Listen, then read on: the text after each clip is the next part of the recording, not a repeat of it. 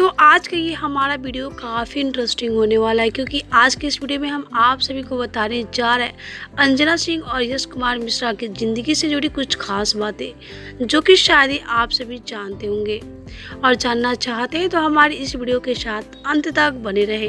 तो वीडियो में आगे बढ़े और आप सभी को यश कुमार मिश्रा और अंजना सिंह के रिश्तों से जुड़ी कुछ खास बातें बताएं और दिखाएं, उससे पहले वीडियो को लाइक कर लें, चैनल को सब्सक्राइब कर ले और वीडियो देखने के बाद इसे शेयर करना ना भूले।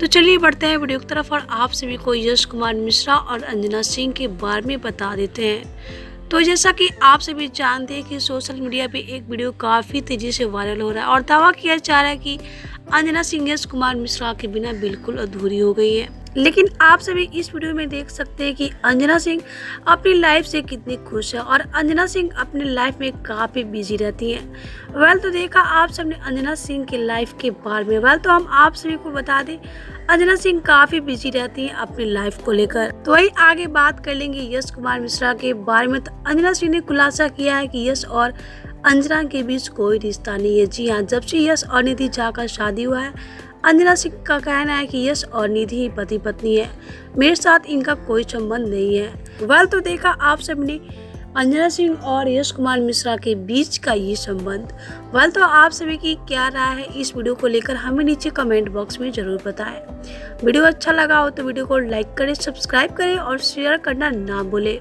ताकि ऐसे भोजपुरी अपडेट आप सभी को मिलता रहे।